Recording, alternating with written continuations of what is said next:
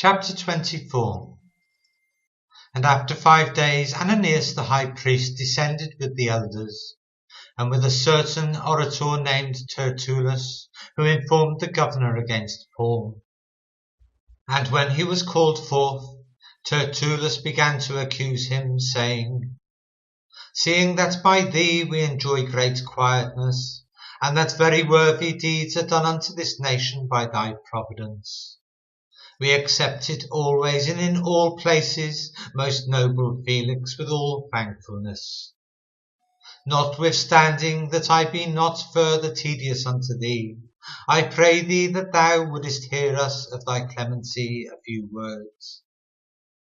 For we have found this man a pestilent fellow, and a mover of sedition among all the Jews throughout the world, and a ringleader of the sect of the Nazarenes, who also have gone about to profane the temple, whom we took, and would have judged according to our law. But the chief captain Lysias came upon us, and with a great violence took him away out of our hands, commanding his accusers to come unto thee, by examining of whom thou mayest take knowledge of all these things whereof we accuse him. And the Jews also assented, saying that these things were so. Then Paul, after that the governor had beckoned unto him to speak, answered, Forasmuch as I know that thou hast been of many years a judge unto this nation, I do the more cheerfully answer for myself, because that thou mayest understand that there are yet but 12 days since I went up to Jerusalem for to worship. And they neither found me in the temple disputing with any man, neither raising up the people, neither in the synagogues nor in the city.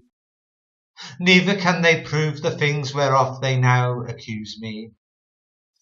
But this I confess unto thee, that after the way which they call heresy, so worship I the God of my fathers, believing all things which are written in the law and in the prophets, and have hope toward God, which they themselves also allow, that there shall be a resurrection of the dead, both of the just and unjust.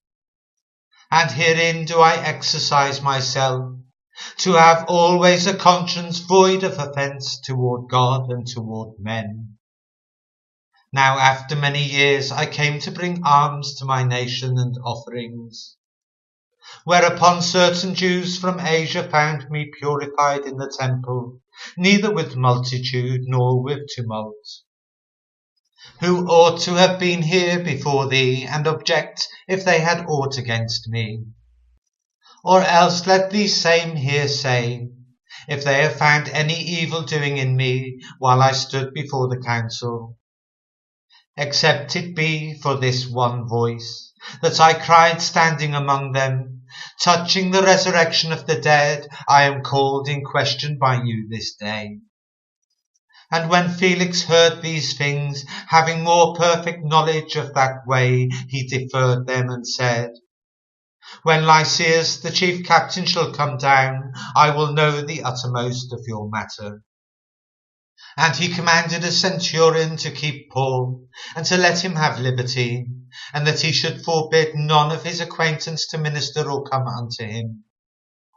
And after certain days, when Felix came with his wife Drusilla, which was a Jewess, he sent for Paul, and heard him concerning the faith in Christ.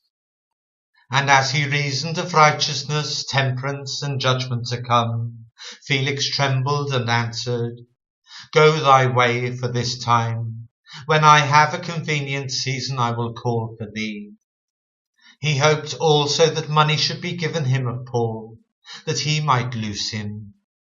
Wherefore he sent for him the oftener, and communed with him. But after 2 years, Porcius Festus came into Felix's room, and Felix, willing to show the Jews a pleasure, left Paul bound.